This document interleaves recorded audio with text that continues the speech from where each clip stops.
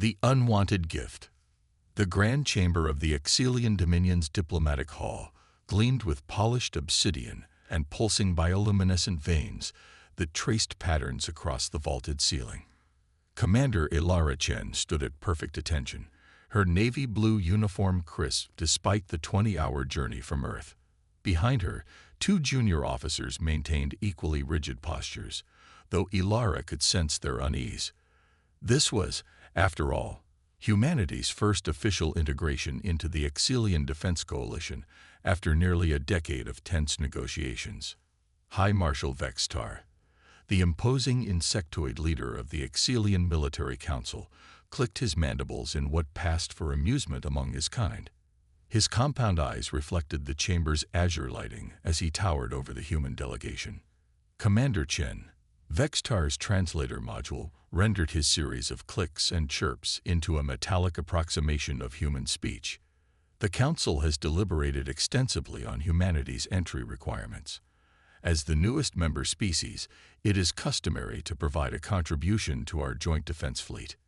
Ilara nodded. Earth's shipyards stand ready, High Marshal.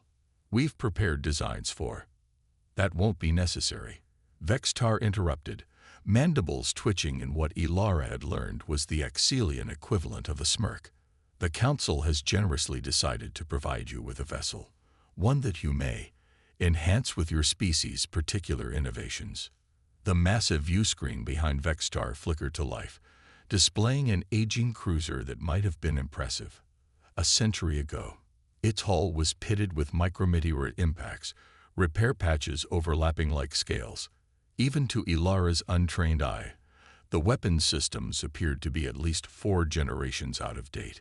The HFY Relentless, Vextar announced, a vessel with a storied history in our fleet. Now it shall serve as humanity's contribution. The chamber fell silent as the 5 other alien representatives of the coalition observed Ilara's reaction. The Thelosian ambassador's facial tentacles undulated with barely concealed mirth. The Zindi representatives' bioluminescent spots pulsed rapidly, their species equivalent of laughter. Ilara understood exactly what this was, a calculated insult, a test, and a message all at once. Provide the humans with obsolete technology that would ensure they remained at the bottom of the Coalition's hierarchy.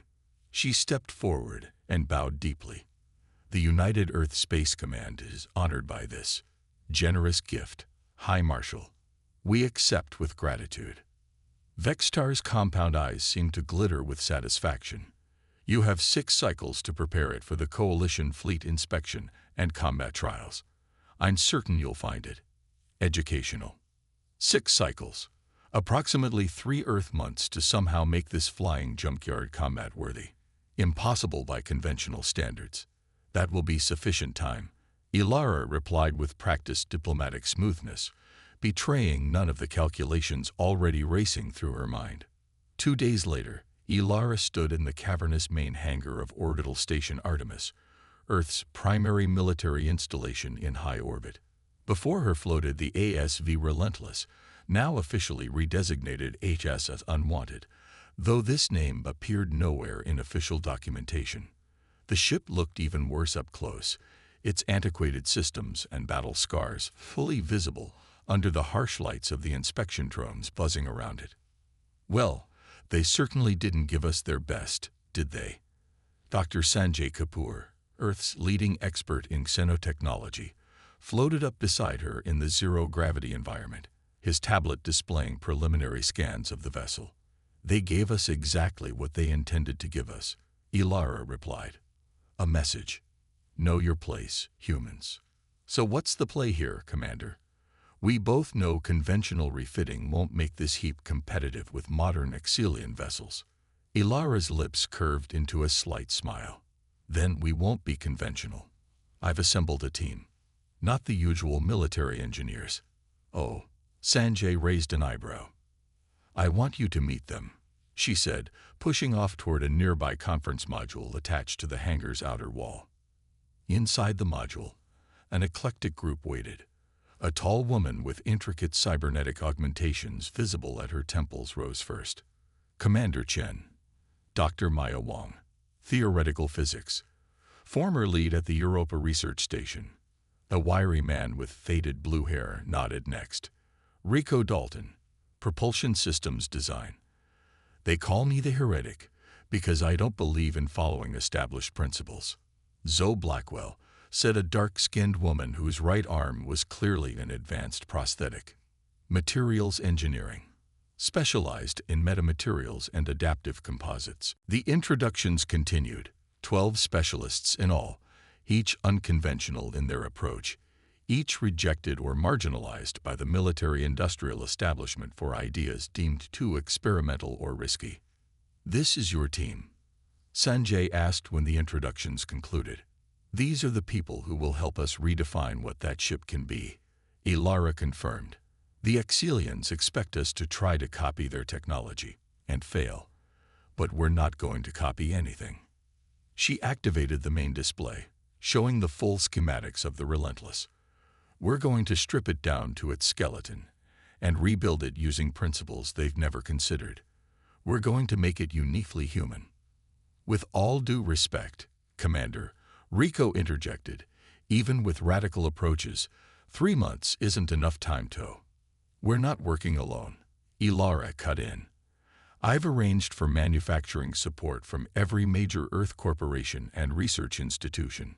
Multiple teams working in parallel on different systems, 24/7 production schedules." Dr. Wong looked skeptical. "The coordination alone would be already handled," Ilara said. "The Joint Chiefs have authorized complete resource allocation. This has become humanity's top priority. The Exilians have thrown down a gauntlet, and Earth is picking it up." The room fell silent as the implications sank in. "They're watching us, you know," Zoe said finally. "The Exilians, they've placed diplomatic observers throughout the station." Ilara nodded. "Let them watch. In fact, I'm counting on it." Over the following weeks, the Exilian observers reported back to High Marshal Vextar with increasing smugness. The humans had indeed stripped the Relentless down to its structural frame, removing nearly all Exilian technology. They appeared to be attempting to integrate their primitive Earth systems, resulting in a hybrid monstrosity that would surely fail spectacularly during the trials.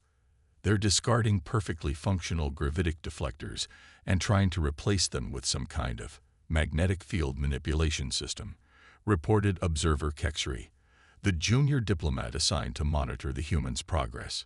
"It's almost pitiful to watch." Vextar chittered in amusement.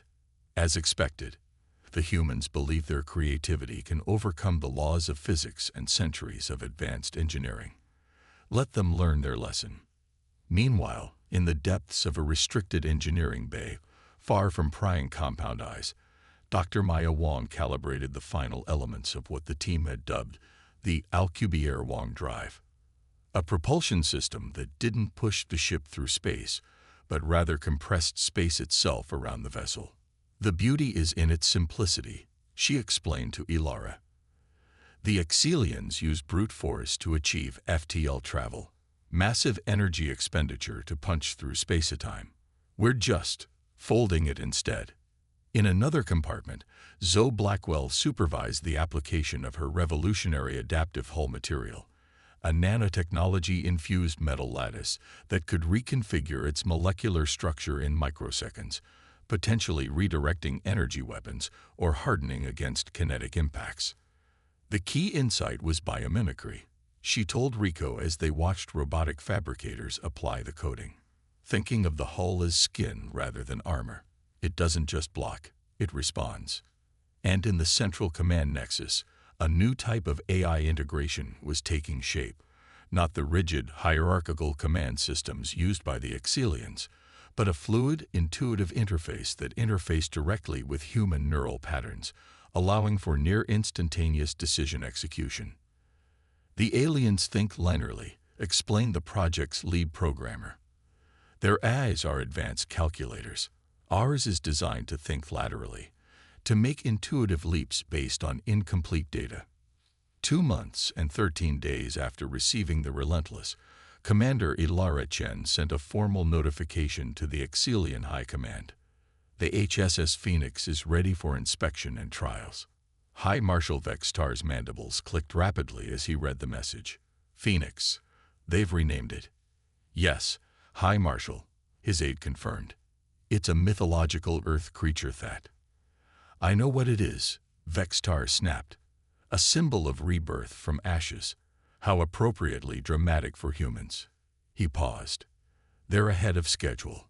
Perhaps they've realized the futility of their efforts and are conceding early, the aide suggested. Vextar wasn't so certain.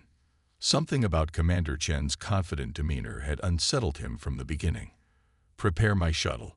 I will personally oversee the initial inspection. As Vextar's diplomatic vessel approached orbital station Artemis 12 hours later, he received his first visual of the transformed ship and felt his hemolymph run cold. The vessel that awaited him bore only the faintest resemblance to the Relentless. Where the original cruiser had been bulky and angular, this ship possessed an unsettling organic quality. Its hull a seamless matte black that seemed to absorb light rather than reflect it. No visible weapons mounts disrupted its smooth contours, and where Exilian ships displayed their propulsion systems proudly, the Phoenix revealed nothing of its means of movement. It looked less like a warship and more like a predator waiting in the darkness. What have they done? Vextar whispered, mandibles twitching nervously. For the first time, he wondered if perhaps he had miscalculated. The revelation. The inspection bay of orbital station Artemis had been transformed for the occasion. Representatives from all 6 coalition species stood on the observation deck, their diverse physiologies united by a single emotion, skepticism. Below them, separated by a transparent barrier of advanced polymers, floated the HSS Phoenix in all its enigmatic glory. High Marshal Vextar's compound eyes surveyed the vessel with growing unease. Up close, the ship's hull seemed almost liquid in its perfection. No visible seams, no panel lines, nothing to indicate how it had been assembled or how it might be accessed for repairs. Commander Chen, he addressed Ilara formally. Your modifications appear extensive. Ilara nodded, standing proudly before the alien delegation in her dress uniform. The Phoenix represents a new approach to space warfare, High Marshal. We've retained approximately 8% of the original Exilian systems, primarily the structural framework and power distribution nodes. Everything else has been reimagined. The Thelosian ambassador's facial tentacles writhed with derision. Reimagined? Your species barely mastered superluminal travel 2 decades ago. The Relentless, despite its age, contained technology your scientists shouldn't even be able to comprehend, let alone improve upon. We didn't try to comprehend it, Dr. Kapoor interjected, stepping forward. That was our advantage. We approached the problems without preconceptions about how they should be solved. Vextar's mandibles clicked impatiently. Specifications, provide them. Ilara nodded to her aide, who distributed data tablets to each representative. As you can see, the Phoenix exceeds coalition standards in every performance category, most notably in defensive capabilities, propulsion efficiency, and weapons delivery. The Xindi representatives' bioluminescent spots pulsed rapidly as they reviewed the data. These numbers cannot be accurate. You claim energy efficiency 340% higher than our most advanced destroyers. We do, Ilara confirmed. Though perhaps a demonstration would be more convincing than specifications, the Phoenix is ready for trials immediately. Vextar hesitated. Something about the human's confidence disturbed him deeply. In his experience, humans tended to exaggerate, to posture. But Chen seemed almost eager to prove her claims. Still, refusing would display weakness before the other coalition members. Very well, he decided. We will proceed to the combat testing range. The Phoenix will face standard trial scenarios against automated drones. Actually, Ilara said, we've taken the liberty of requesting a more practical demonstration. With your permission, of course. Explain, Vextar demanded. The Vargan asteroid field presents a more realistic environment for testing both maneuverability and combat capabilities. We've prepared a course that would allow the Coalition representatives to observe from a safe distance. The Vargan field was notorious, a dense cloud of metallic asteroids permeated with radiation that played havoc with sensors and navigation systems. It was used only for the most advanced training exercises. You wish to risk your only contribution to the Coalition fleet in the Vargan field. The Thelosian's translator rendered his surprise with a rising pitch. We wish to demonstrate the Phoenix's capabilities in conditions that matter. Ilara replied smoothly, unless there are objections. Vextar studied her for a long moment. No objections, but I will personally observe from aboard the Phoenix. I wish to see these innovations with my own eyes. Ilara smiled. We would be honored, High Marshal. 4 hours later, a small flotilla of Coalition vessels took position at the edge of the Vargan field. At their center, the Phoenix hung in space, its obsidian hull seeming to bend the very starlight around it. Within its command center, High Marshal Vextar found himself disoriented. Gone was the familiar tiered command structure of Exilian vessels, with their clear hierarchies and dedicated stations. Instead, the Phoenix's bridge resembled something between an art installation and a meditation chamber. Curved, organic interfaces flowed along walls that pulsed with subtle light. The few human officers present wore minimal equipment, small neural interface nodes at their temples, the only visible technology. Where are your weapons controls? Your navigation systems? Vextar demanded, mandibles twitching nervously. Commander Chen gestured to a central dais where a young human woman sat cross-legged, eyes closed. Lieutenant Riley is our primary interface specialist. She connects directly with the Phoenix's integrated systems. A single point of failure. Vextar scoffed. Hardly a robust design. On the contrary, Ilara replied. Every crew member is trained as an interface specialist, and the Phoenix's systems are fully distributed. There is no central computer core to target or disable. Before Vextar could respond, a voice announced, combat drones deployed. Exercise commencing in 30 seconds. You may wish to secure yourself, High Marshal, Ilara suggested, indicating a contoured seat that rose from the deck.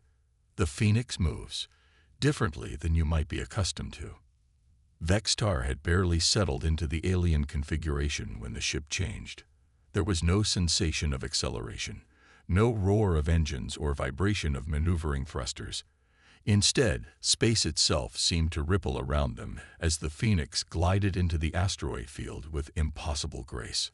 On the holographic displays, Vextar could see the combat drones, 12 of the Coalition's most advanced autonomous weapons platforms, spreading out to surround them. Drones are locking weapons, reported an officer calmly. Defensive systems active, responded Lieutenant Riley without opening her eyes. Her fingers traced patterns in the air, interacting with interfaces only she could see. The first drone fired, a concentrated burst of plasma energy that should have vaporized a section of the Phoenix's hull. Instead, as the blast approached, the ship's surface rippled. The energy didn't impact or disperse. It simply curved around the vessel and continued into space behind them. What? Vextar began. Adaptive metamaterials, Ilara explained. The hull doesn't resist energy, it redirects it. Like water flowing around a stone. 3 more drones fired simultaneously. The same impossible effect occurred. Lethal energies sliding harmlessly around the Phoenix like light bending around a black hole. Now, Ilara said quietly, let's demonstrate offensive capabilities. There was no visible weapons fire from the Phoenix. No energy beams, no missile launches. But suddenly, 3 of the attacking drones simply disintegrated, collapsing into clouds of component particles. Targeted quantum field disruption, Dr. Kapoor explained from a nearby station. We don't destroy the target. We simply convince its atomic structure to stop maintaining cohesion. Vextar's compound eyes widened in horror. That's impossible. The energy requirements alone would be prohibitive using conventional approaches. Kapoor finished for him. But we don't use conventional approaches. The remaining drones adjusted tactics, attempting to coordinate a synchronized attack from multiple vectors. The Phoenix moved again, but not in any way Vex-Tar could comprehend. It didn't accelerate or turn in the traditional sense. Instead, it seemed to phase between positions, appearing at coordinates the drones couldn't predict quickly enough to target. Within 90 seconds, all 12 combat drones had been neutralized without the Phoenix suffering so much as a scratch. The silence on the bridge was profound. "Exercise complete," announced Riley, opening her eyes at last. "All objectives achieved." Vex-Tar's translator struggled to convey the complex emotions in his next utterance, a mixture of disbelief, fear, and dawning comprehension. This changes everything." Ilara turned to face him directly. "That was precisely our intention, High Marshal." The journey back to Orbital Station Artemis was conducted in uneasy silence. The Coalition representatives had watched the Phoenix's performance with growing alarm, their private communications channels buzzing with urgent messages to their respective governments.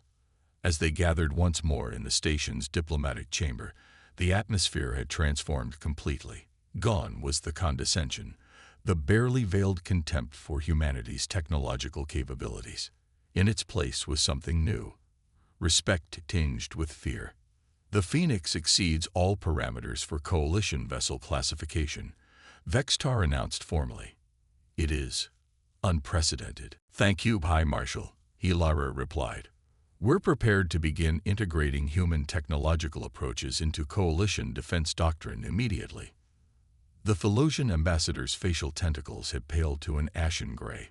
These technologies, they represent a significant shift in the balance of power within the Coalition. "They represent an opportunity," Ilara corrected gently. "The Phoenix isn't meant to intimidate our allies, but to strengthen our collective security." The Xindi representative's spots pulsed slowly, a sign of deep thought. Would humans be willing to share these innovations?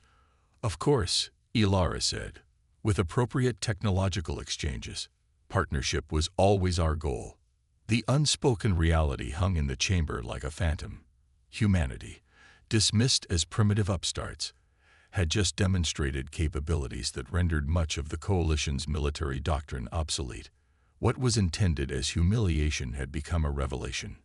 As the meeting concluded, and the alien representatives filed out, Vex-Tar lingered behind. When they were alone, he addressed Ilara in a lower register that his translator rendered as almost confessional. "You knew," he said. "When I presented the Relentless, you already understood what we were doing." Ilara's expression remained diplomatic. "We understood the message you were sending, yes. And you sent one in return." Vex-Tar's compound eyes fixed on her.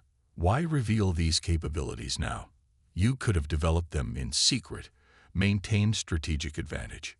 "Because that's not who we are, High Marshal." Ilara stepped closer. "Humanity doesn't want dominance. We want partnership, but partnership requires respect. You have earned that," Vex-Tar admitted, mandibles clicking softly. "Though I suspect many in the Coalition will now fear humans rather than respect them." "Fear is the beginning of wisdom," Ilara quoted. "But it doesn't have to be the end. I hope the Phoenix demonstrates not just what humans can build, but what we can become together with the Coalition. You gave us your weakest ship, and we transformed it. Imagine what we could accomplish as true allies." Vex-Tar was silent for a long moment. "Indeed," he finally said, "that is precisely what many will now be imagining, with both hope and trepidation." As the High Marshal departed, Ilara turned to the viewport, watching the Phoenix as it floated serenely against the backdrop of Earth.